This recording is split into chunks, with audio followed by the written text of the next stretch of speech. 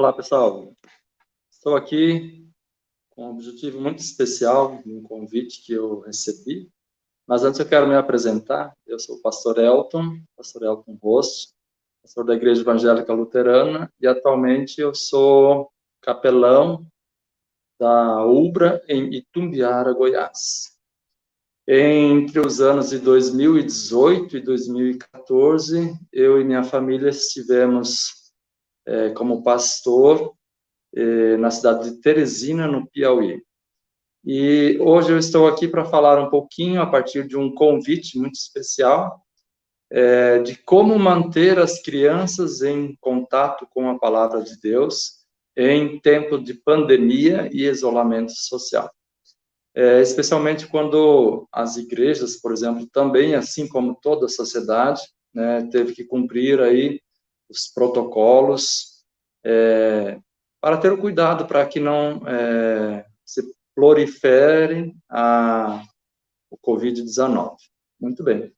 Então, eu vou projetar algumas telas aqui para vocês. Esse aqui foi o convite que eu recebi de uma jovem chamada Lara, filhas dos irmãos da Igreja Luterana do Piauí, da Estela e do Luciano. Primeiramente, quero transmitir um abraço através dessa família para todos os irmãos luteranos aí da Igreja de Teresina, no Piauí. Bom, ela disse aí: oi, pastor, boa noite, aqui é a Lara, de Teresina. Nós estamos preparando alguns vídeos para o nosso canal do YouTube, gostaríamos de lhe convidar para gravar um vídeo sobre como manter as crianças em contato com a palavra de Deus durante a pandemia, principalmente voltado para onde não está havendo escola bíblica, e as crianças ainda não podem ir ao culto. Muito legal. Muito boa a ideia, né, e essa preocupação em levar a palavra de Deus, e especialmente também nessa fase, onde as crianças estão desenvolvendo a sua aprendizagem, e especialmente desenvolvendo a sua fé. Bom, eu gostaria de fazer alguns apontamentos, então, a partir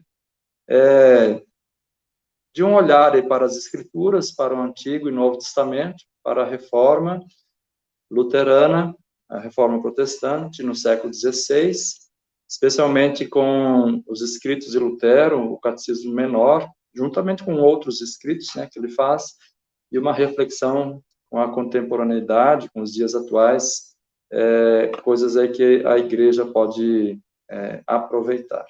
Muito bem. A primeira observação que eu gostaria de fazer é do Antigo Testamento. Algumas orientações que Deus dá ao povo quando eles iam entrar na Terra Prometida. Inclusive, eu quero ler alguns versículos um pouquinho antes do que está projetado aí. Diz o seguinte: como o Senhor, meu Deus, me ordenou, eu lhes tenho ensinado as leis e os mandamentos que vocês deverão guardar na terra que vão invadir e que vai ser de vocês. Portanto, obedeçam fielmente a todas essas leis, e assim os outros povos verão que vocês são sábios e inteligentes. Quando ouvirem falar dessas leis, eles dirão: como é sábio e inteligente o povo dessa grande nação. Interessante, né? Aqui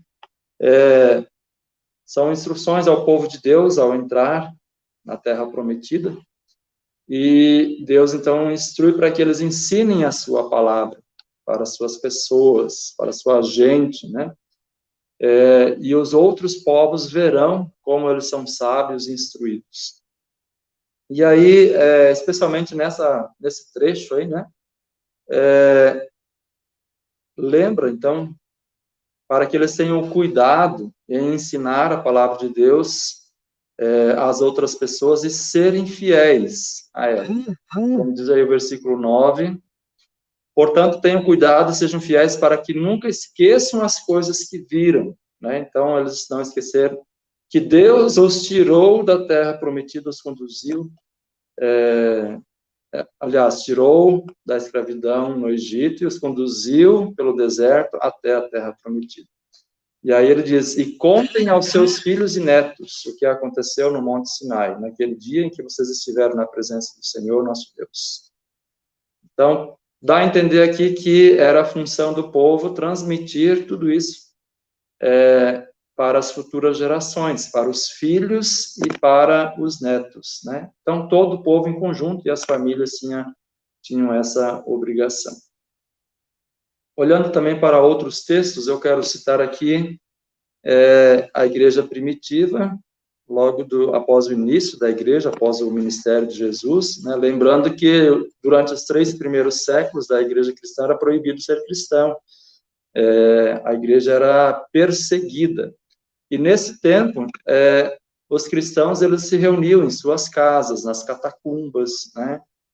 A gente sabe também que haviam imperadores ou períodos em que a perseguição era mais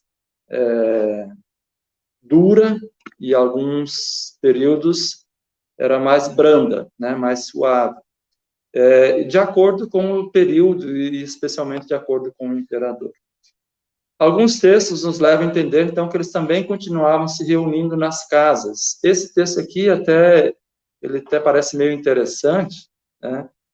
Quando o apóstolo Paulo se prolonga na sua fala, né? E as pessoas até cansavam. Aqui acontece o fato de que um jovem, por conta do longo discurso do apóstolo Paulo, ele cai da janela, e Paulo logo se preocupa com o bem-estar dele. Mas o ponto central que eu quero destacar é de que eles se reuniam em casas, né?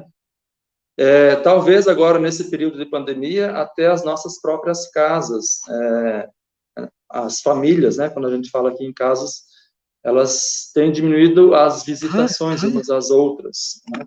É lógico que quando é mais próximo, entre irmãos, né? Na casa dos avós, os familiares mais próximos, provavelmente eles continuam se visitando. Então, e aqui o ponto é que eles estavam falando sobre Deus, né? Então, na nossa própria casa, ou na nossa família, os parentes mais chegados, tenho certeza que continuam se reunindo, né? Mesmo tendo os cuidados e de não tão seguidos, né? Mas provavelmente alguns continuam se reunindo. E se não, continuam se visitando os parentes mais próximos, mas o da própria casa, né? Aqui a questão é, de dentro da casa, ensinar a palavra de Deus. Para isso também nós podemos usar o exemplo quando Paulo se dirige aí a Timóteo, né? E o Paulo elogia a atitude da avó e da mãe de Timóteo, né? Que ele aprendeu as sagradas letras que podem torná-lo sábio, né? E não a sabedoria humana, mas sábio a respeito de Deus, da sua palavra, e através disso ter a fé e a salvação. Então, o papel da avó Lloyd e da mãe Eunice na educação e no crescimento da fé do filho e neto Timóteo, né? E depois o Paulo diz aí que ele se tornou responsável aí pela fé em Cristo, né, para transmiti-la a Timóteo.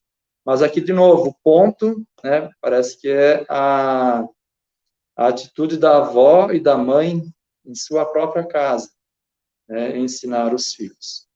Bom, eu falei um pouquinho aí sobre o Antigo Testamento, o Novo Testamento, parece que está muito presente, né, essa questão da família, né, na transmissão da palavra de Deus aos seus descendentes. Bom, agora eu quero dar um salto aqui para o período da Reforma. Nós sabemos aí que Lutero,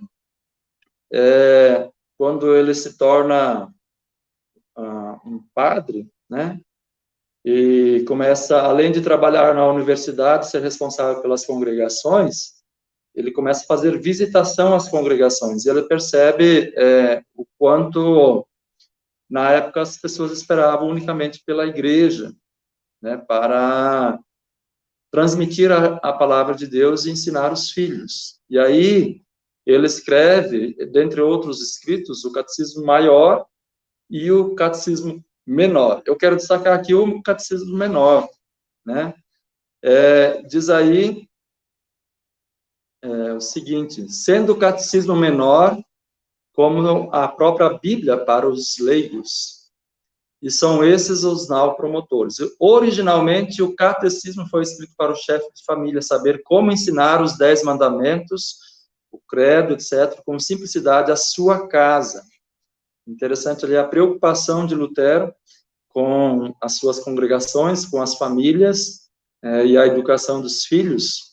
Lógico que tem aí também todo aquele papel da ênfase na educação, a criação de escolas para eles aprenderem a ler e escrever, a tradução da Bíblia, a tradução do culto, da missa, também os hinos, né, tem uma influência grande de Lutero na tradução, e ele pegava as melodias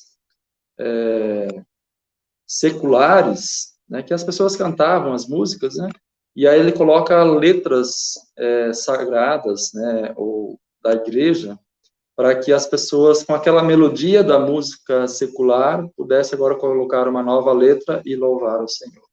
E o ponto aqui é também aos chefes da casa, os pais, as mães, os avós, né, como responsáveis para falar a respeito de Deus para as crianças, né. Inclusive, ele continua nessa introdução ao Catecismo Menor, né? Para facilitar isso, inclusive o manejo prático, a primeira edição saiu em forma de cartazes. A primeira edição do Catecismo Menor saiu em forma de cartazes. E ele diz o seguinte: esses eram apropriados para serem colocados na parede da sala maior da casa. De lá, o chefe de família os tirava com regularidade a fim de serem sucessivamente aprendidos por todas as pessoas da casa. Então, além de ensinar o chefe de família, também tomava as lições que já haviam sido passadas, né? Então, ele ensinava novas lições e ainda relembrava as que já haviam passado.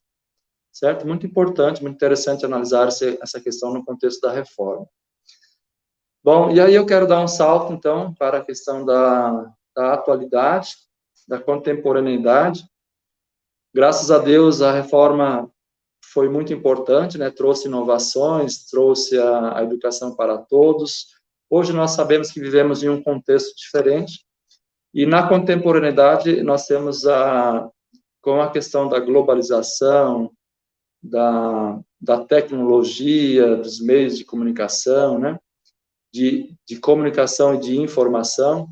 Então, nós temos aí várias possibilidades, além da igreja, né? Então, nesse período que a igreja já está organizada, né? Que as pessoas já estão mais alfabetizadas, mas agora surgiu, então, esse período aí da pandemia e do isolamento.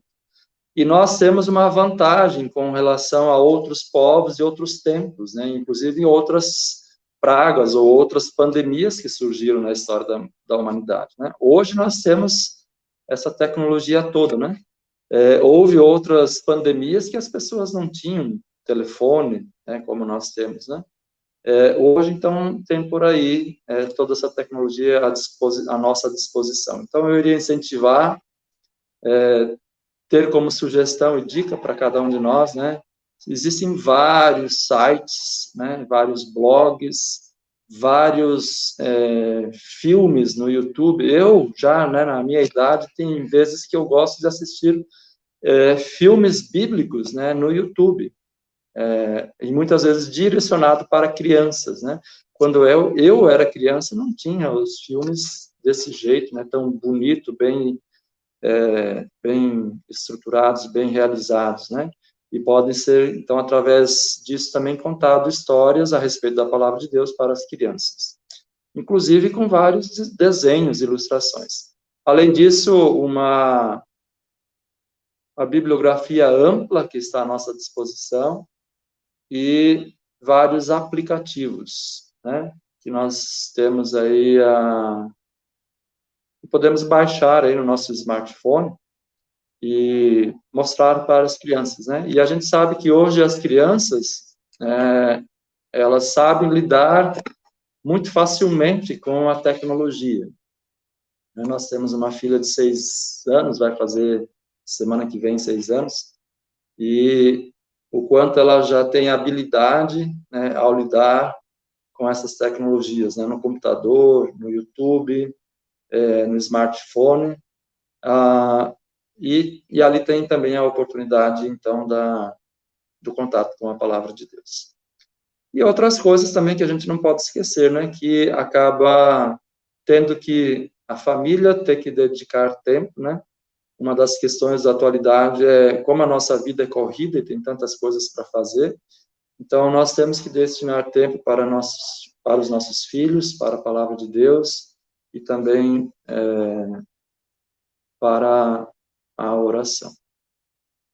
Pessoal, então, assim, eu acho que deu para trazer algumas informações, algumas coisas que são importantes, né? Eu quero agradecer o convite aí da Lara e transmitir o meu abraço a todos os irmãos, a quem mais também estiver ouvindo, assistindo esse vídeo. Que Deus esteja com vocês, com as suas famílias, que nós possamos também ter tempo, né? Oração, dedicação à palavra de Deus e transmitir a nossa fé, tanto alimentar a nossa fé como transmitir para outras pessoas.